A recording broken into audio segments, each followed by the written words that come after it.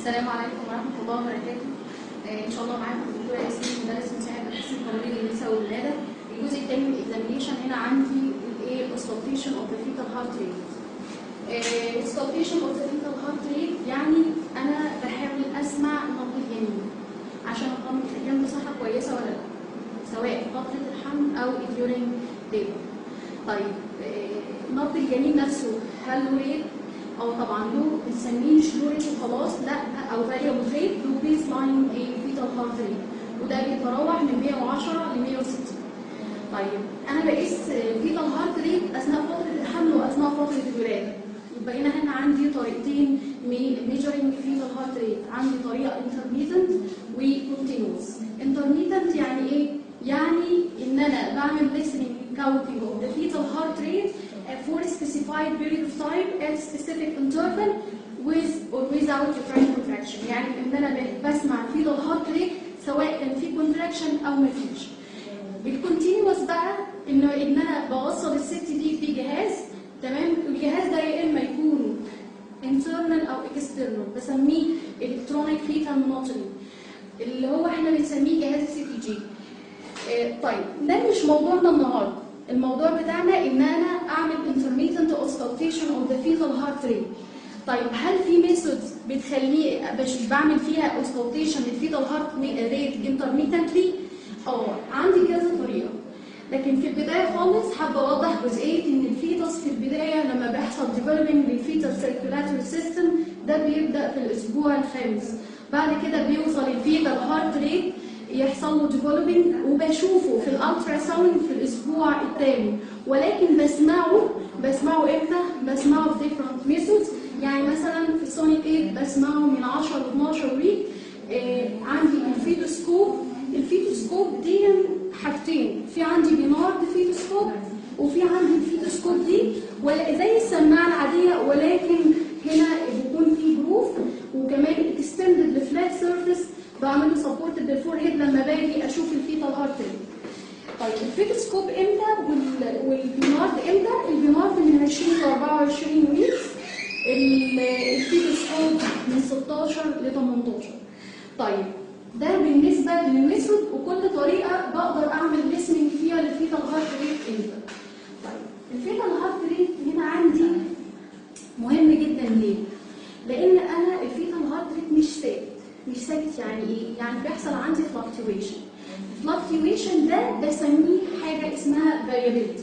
يعني مثلا لو جيت اقيس الفيتال هارت ريت ولقيته دلوقتي، احنا بنقول النورمال رينج من 110 ل 160. طيب في البيت دي لقيته 110، البيت الثانيه بلاقيه 120 او 115. طب ليه فلكتويشن ده؟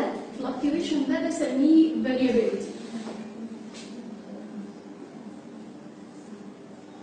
يعني ايه variability؟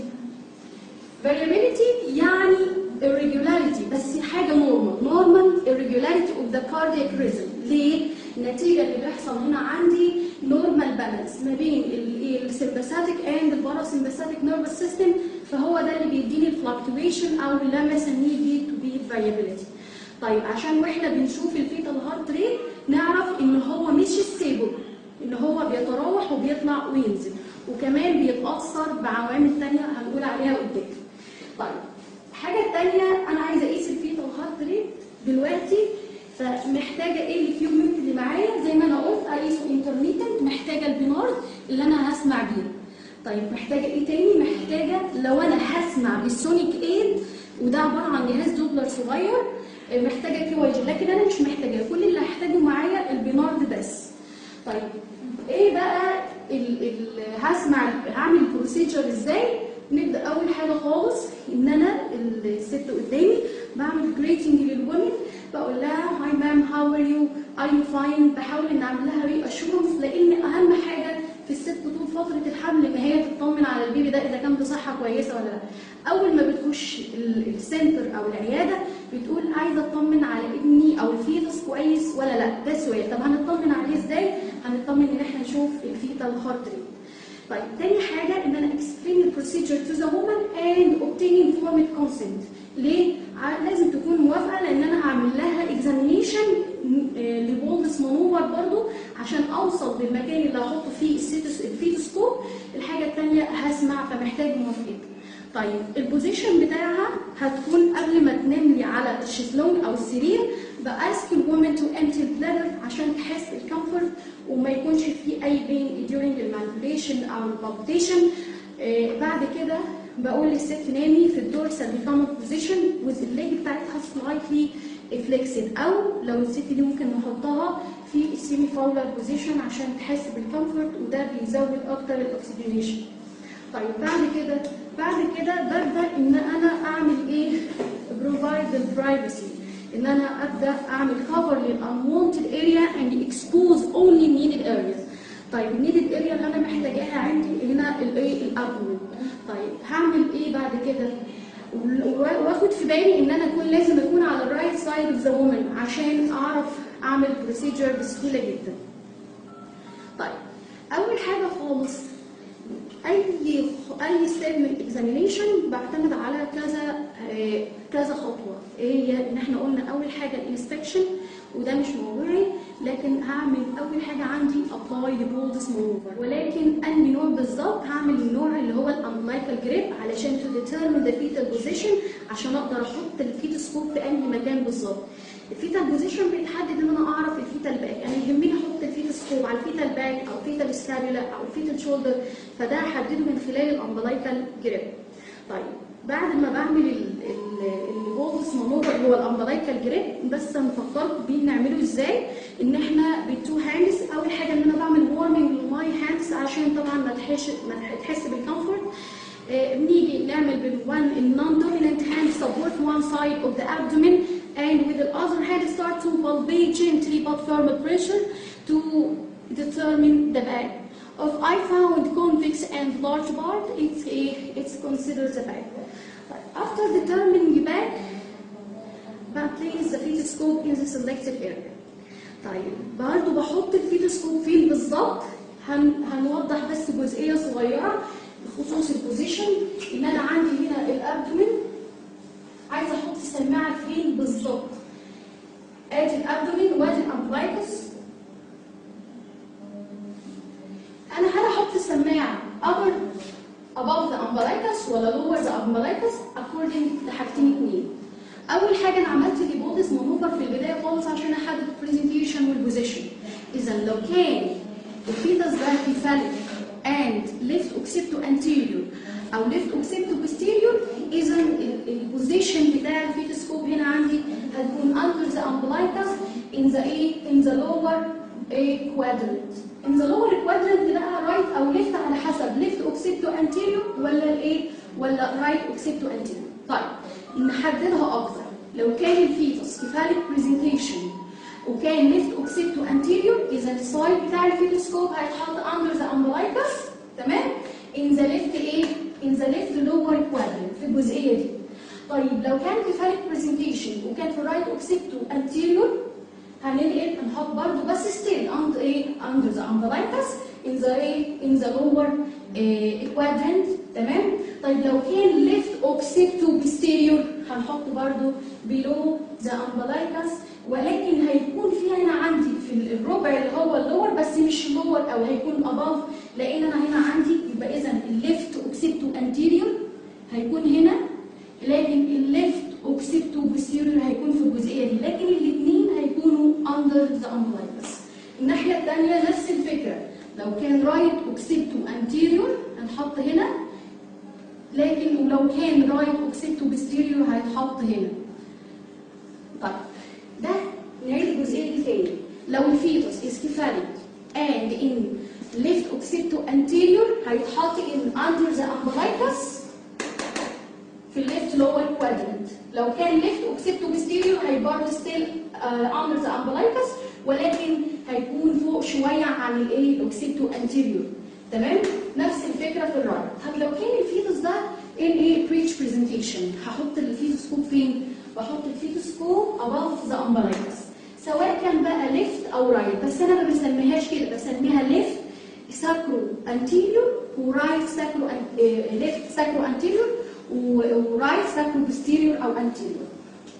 ادي الليفت نفس الفكره، هنا ادي مكان وادي مكان، ادي ليفت ساكرو بوستيريور وليفت ساكرو انتيريور، نفس الفكره هنا برضو، هيبقى رايت ساكرو بوستيريور وهنا رايت ساكرو انتيريور. طيب انا بقول ساكرو ليه؟ لان احنا حاجه اسمها ديمينيتورز اللي هي عباره عن بوني لاند مارك بحددها عشان اقدر احدد البوزيشن، وكلمه طبعا بريتش يعني بحددها من البون عندي اللي هي الساكرون، فعشان كده بحددها. حبيت بس اوضح لكم اذا كان الفيتس ده لازم اعرف حاجتين، البرزنتيشن والبوزيشن، وبناء عليه بحدد السايز. طيب انا عرفت ان الفيتس ده جاي في الليفت اوكسيبتو انتيريور، ده جاي بالفيتسكوب، بس قبل ما احط الفيتسكوب على الابدومن اوف ذا وومن او السلكتد اريا لازم اعمل خطوه مهمه جدا جدا. اول حاجه ان انا اخد الراديال ماتيرنال بالس ان 1 مينيت. لازم اقيس الضغط بتاع الام عشان اشوف الفاريشن، وعشان وانا بشوف ما يحصلش لخبطه ما بين الفيتال هارت ريت والماتيرنال هارت ريت. طيب دي الحاجه الثانيه دلوقتي الست دي هي في ولاده ولا مش في ولاده؟ لو كانت طبعا الست مش في ولاده عادي جدا بحط السماعه على طول، ولكن لو كانت في ولاده بشوف هل في يوتراين كونتراكشن ولا لا، ولازم اعمل اسيس لليوتراين كونتراكشن. وعندي 3 بارامترز مهمه جدا بيحددوا لي الكرايتيريا بتاعت اليوتراين كونتراكشن. فريكونسي الكونتراكشن دي بتحصل كم مره في ال10 دقائق، الديوريشن الكونتراكشنيه الواحده بتقعد وقت قد ايه، وكمان الانتنسيتي اللي هي القوه بتاعت اليوتراين كونتراكشن. طيب ده يهمني في حاجه؟ طبعا هو انا الست لو عندها يوتراين كونتراكشن واثناء اليوتراين كونتراكشن ينفع يقيس الفيتال هارت ريت؟ لا، بستنى لما الكونتراكشنيه تخلص وفي الريستنج تون ببدا اعمل اسكالتيشن للفيتال هارت ريت. اذا بقيس الفيتال هارت ريت ديورنج ليبر واثناء اليوتراين كونتراكشن امتى؟ لما ما بين كل كونتراكشنيه والثانيه. ليه؟ علشان اثناء اليوتراين كونتراكشن معروف عندي ان كل ما الكونتراكشن تزيد الفيتال هارت ريت بيقل. ليه؟ لانه بيحصل كومبريشن على الفيتال ستال، فده بيعمل دي اكستنشن فبيحصل براديكارديا او بسميها حاجه اسمها ديسلريشن. والكلام ده هنقوله في الاخر خالص في الانتربريتيشن بتاع الفيتال هارت ريت. طيب شفنا الكرايتيريا بتاعت اليوتراين كونتراكشن، واثناء اليوتراين كونتراكشن ما بقيسش ولكن بتوين اليوتراين كونتراكشن. حددت السلكتد اريا وعرفت ان ده ليفت اوكسيبتو انتيريور، فببدا امسك الفيتوسكوب واحطها على السلكتد اريا واخلي بالي. طيب لو كانت رايت اوكسيبتو انتيريور نفس الفكره بحطها هنا، وليكن ده المكان. بعمل سبورت اند جنتلي، بعمل شويه بريشر وببدا اعمل سبورت ماي اير تو listen، ولكن بقوم عامله ريز ماي هاندز عشان ما يحصلش لخبطه واسمع البلس بتاعي انا، وببدا اعمل listening and counting for complete 1 minute. تمام، وببدا اشوف الفيتال هارت ريت. بعد ما بخلص ببدا اشيل. لو لقيت الفيتال هارت ريت within normal range within baseline fetal heart rate ببدا اعمل ري اشور الومن وبعمل لها ديسكس للريزلتس اللي انا طلعت بيها وبطمنها ان الفيتال صحته كويسه.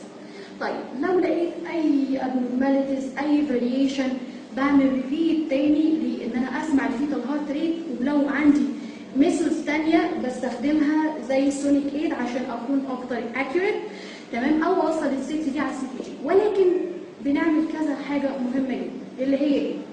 اول حاجه انا عايزه اشوف السبب اللي حصل abnormality. نوتيفاي الفيزيشن على طول، بعرف الفيزيشن ان في عندي مشكله في الفيتال هارت ريت، سواء كان اكسلريشن او ديسلريشن او ما فيش فيتال هارت ريت.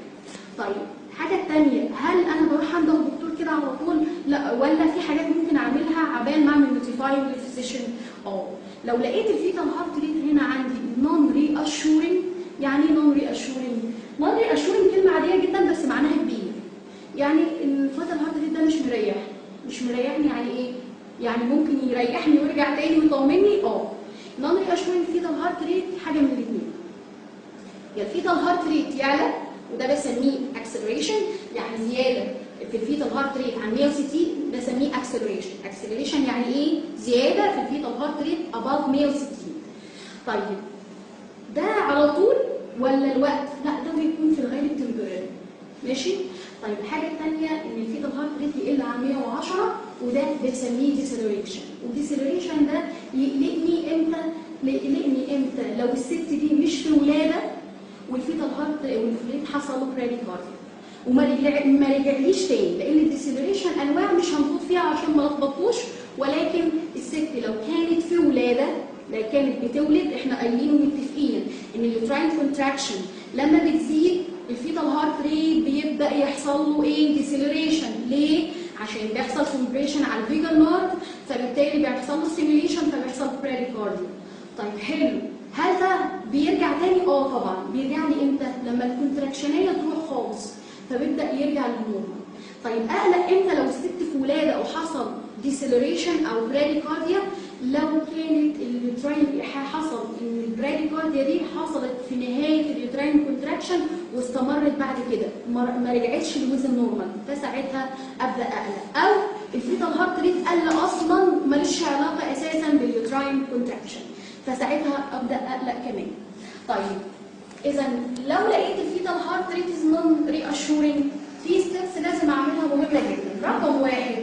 رقم واحد ان انا determine the pattern of etiology. ايه السبب اللي عامل مخليه الفيتال هارت ريت نون ري اشورنج؟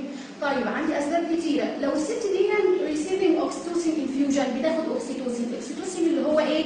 ده عباره عن ايه؟ اللي هو السينتسنون، اللي هو اليوتراين ستيمولنت، حاجه بديها عشان احفز اليوتراين كونتراكشن اثناء الولاده، اللي هي منشطات الايه؟ الطلق. طيب او حاجه تحمل طلق، لازم لما تنزلوا هتسمعوا المصطلح ده. طيب لو واخده او receiving oxytocin infusion بعمل ستوب الانفيوجن ايه؟ immediately. طيب لو كانت الحاله عندها هايبوفوليميا بقى لاي سبب من الاسباب، حصل فيه هيموريج او اي سبب تاني، ببدا على طول ان انا اركب لها اي في انفيوجن. طبعا مش عليه اي ميديكيشن الا لما الدكتور اوردر يسمع. طيب اعمل ايه تاني؟ وانا واقفه جنبها، لو الست دي كانت في الدورسال ريكامنت بوزيشن ببدا turn the woman to the left lateral position. ليه؟ لان ده هيزود لي اليوتراين فلو، يحسن باسنتال برفيوجن، وكمان هيحسن لي الاكسجينيشن بتاع الفيتس. طيب اعمل ايه بعد كده؟ عملت في كل الستبس دي ولسه في نوع اشهر في دمار ليه؟ انا عملت نوتيفاي بوزيشن عشان نعرف نبدا نشوف المشكله. طيب ما انا وقفت الاوكسيتوسين واديتها اي في انفيوجن وحطيتها على اكسجين من 8 ل 10 لتر بير متر، هعمل ايه تاني؟ لو لقيت ان في يوتراين كونتراكشن زياده عن النورمال بدون اي استخدام للاوكسيتوسين، ببدا ان انا ادي حاجه تقلل لي اليوتراين كونتراكشن. فاذا بعمل اي ادمنستريشن لحاجه اسمها توكوليتكس، حاجات اللي بتعمل انهبيشن لليوتراين كونتراكشن، زي ايه؟ زي البيوتيبار وزي التربيتالين وزي بعض الميديكيشن زي الام جي اس او 4. طيب لقيت لسه في سبب، بقوم عامله فاجينال اكزامينيشن علشان اشوف هل اذا كان في عندي حاجه اسمها كورد برولابس، يعني البرولابس بيحصل له بريزنتنج من الفاجينا والممبرين رابشر ولا لا. طبعا انا بعمل كده عشان اشوف اكسكلوجن. طيب ممكن يكون في اي سبب تاني؟ ممكن يكون في كورد كومبريشن. يعني كورد برولابس يعني ايه؟ ان الكورد طالع لي من تحت وعامل لي وحاصل عليه كومبريشن، ولكن الممبرين رابشر. لكن الكورد كومبريشن نفس الفكره بالظبط ولكن الممبرين انتاكت. الكلام ده امتى؟ لما اوصل للمرحله اللي هي قبل الاخيره واشوف اعمل حاجه اسمها تيست سكالبنج. والتيست سكالبنج ده ان انا باخد بلاد سامبل من فيتال سكالب علشان اشوف، في الغالب بيكون في اسيروزس. ليه؟ حاصل من الاسفكسيا اللي حصل للفيتس. بعد كده لو الومن دي في ايميننت ليبر وهي اوف يوتراين كونتراكشن شغاله، بنخش على السيرجيكال انترفنشن على طول عشان تعمل سيفنج لايف للفيتال كونديشن. طيب اخر حاجه خالص بعد ما عملت الستبس دي برجع اعمل تاني اسسمنت واشوف لو المشكله اتحلت من اول ما وقفت لها الاكسيتوسين، برجع تاني اعمل اسسمنت لليوتراين كونتراكشن، بعمل اسسمنت للفيتال كونديشن وبسمع تاني. طيب امتى بسمع بقى؟ ودي اخر جزئيه هنتكلم عليها. امتى بسمع دلوقتي احنا قلنا during pregnancy على حسب الفيزيتس اللي بيقولها الدكتورز وعلى حسب الومن كونديشن. طيب لو الست دي في ولاده، عندي في الفيرست ستيج الى السكند ستيج. الفيرست ستيج بسمعها عندي الليتنت فيز والاكتف فيز. الليتنت فيز بسمع فيها الهارت ريت كل ساعه. الستات مين؟ الستات اللي هي اللو ريسك، اللي هي ما عندهاش اي مشاكل خالص طبيعيه، ما عندهاش اي بروبلمز. طيب لو كانت هاي ريسك بسمعها كل نص ساعه. طيب بالنسبه بقى للاكتف فيز، لا بنسمع كل نص ساعه للستات اللو ريسكي، ولكن الهاي ريسك كل 15 minutes.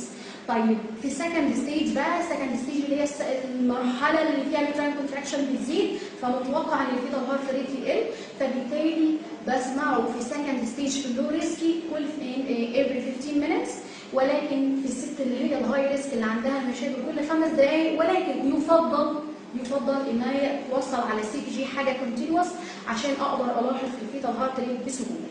طيب سؤال اخير كده بس عشان نكون واضحين، هل الانترميتنت اوسكالتيشن افضل ولا الكونتينوس افضل؟ طبعا على حسب الكونديشن. لو الحاله هاي ريسك يفضل ان هي تحط على الكونتينوس، ولكن لو الحاله طبيعيه ومفيش اي مشاكل الانترميتنت. ولكن according للريسنت ريسيرشز المعموله بيقول ان الانترميتنت افضل كتير من الكونتينوس، لانه بيقلل ريزلتس وامباكت واوتكم من المشاكل ممكن يعملها كونتينوس، والكونتينوس ممكن يعمل مشاكل الباد اوتكم على الفيتال كونديشن من الكونتينوس بتكون اكبر. فعشان كده انا عندي الانترميتنت يعتبر من اسهل الطرق، وكمان الميثودز اللي انا بستخدمها رخيصه ومش محتاجه مني وقت ولا محتاجه مني مجهود، وكمان متوفره في اي مكان. ده بالنسبه للجزئيه الاخيره. يبقى احنا هنا عشان نلم الموضوع تاني وما نتلخبطش، احنا درسنا النهارده ان انا بعمل listening counting للفيتال هارت ريت at specific period of time وكمان at specific interval with in relation to or not uterine contraction. يعني شرط يكون في uterine contraction او لا. واحده بريجننت عادي خالص في الشهر الخامس بتقول انا عايزه اطمن على الفيتس، ماشي. حاجه ثانيه عندي ميثودز بنستخدمها، سونيكيت او فيتسكوب او الايه او الرينارد اللي احنا لسه كنا بنقيس بيها. بعد كده عرفنا احنا ازاي بنعمل بروسيجر وبنحط فين. نقطتين بنقول لهم ان لو الفيتس ده كان انكفاليك برزنتيشن وليفت اوكسيبتو انتيريور بحط الفيتسكوب اندر ذا امبلايكس فين؟ ان ذا ليفت لور كوادرنت، وببدا اسمع. ولما باجي اسمع لازم اكون قايسه الماتيرنال بالز، وكمان شايله ايديا عشان ما اسمعش البلس بتاعي انا. ده ملخص الاوسكالتيشن للفيتال هارت ريت، وعرفنا لازم يكون في فلكتويشن ما بيلنوش ثابت وبيرجع لي تاني. لو ما رجعش هنا هتبقى المشكله، وده بيطلق عليه ان هو بيبقى شهور. اتمنى ان انتم تكونوا استفدتوا وفهمتوا، وان شاء الله لو في اي استفسار او حاجه اكتبوه. والسلام عليكم ورحمه الله وبركاته.